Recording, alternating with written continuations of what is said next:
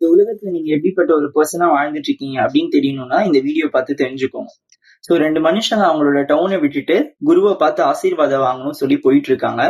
அவங்களோட போற வழியில அவங்க குருவோட வீடை பாக்குறாங்க, அங்க இறங்கி போறாங்க. இப்ப குரு வந்து அந்த முதல் ஆளை பார்த்து கேக்குறாரு, நீ ஏன்ப்பா இந்த டவுனை விட்டுட்டு வர அப்படின்னு சொல்லி கேட்டப்போ அவர் சொல்றாரு, எனக்கு அந்த டவுன் பிடிக்கவே இல்லை, அங்க இருக்கவங்க எல்லாம் ரொம்ப செல்ஃபிஷா இருக்காங்க, நான் ஒரு பெட்டர் ஆப்பர்ச்சுனிட்டி தேடி போறேன் அப்படின்னு சொல்லி சொல்றாரு.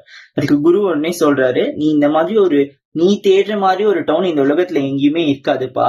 உன்னால இருக்கிற டவுன்லயே சர்வே பண்ண முடியலன்னா எங்க போனாலும் கஷ்டம்.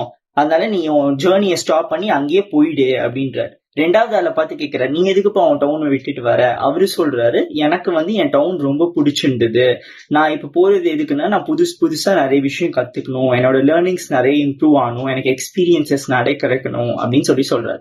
அதுக்கு குரு என்ன சொல்றாருன்னா, நீ உன் வாழ்க்கையில உன் பர்பஸ் என்னன்றதை கண்டிப்பா கண்டுபிடிப்ப, கண்டிப்பா உன்னால வந்து அடுத்தடுத்த ஸ்டேஜஸ் போக முடியும், போயிட்டு வா அப்படின்றாரு. இந்த ஸ்டோரியில இருந்து நமக்கு என்ன தெரியுதுன்னா, நம்ம வந்து இந்த வேர்ல்டை எவ்வளவு பாசிட்டிவா பாக்குறோமோ அதே அளவுக்கு பாசிட்டிவிட்டி நமக்கு திருப்பியும் வந்து சேரும். நம்ம இப்ப நெகட்டிவா பார்த்தா அதே நெகட்டிவிட்டி தான் திருப்பியும் வந்து சேரும். அதனால நீங்க வந்து இந்த உலகத்துக்கு ஒரு கண்ணாடி மாதிரி, நீங்க என்ன கொடுக்குறீங்களோ அதுதான் உங்களுக்கு திருப்பி கிடைக்கும். சோ நீங்க என்னவா இருக்கணும்ன்றத நீங்க டிசைட் பண்ணுங்க.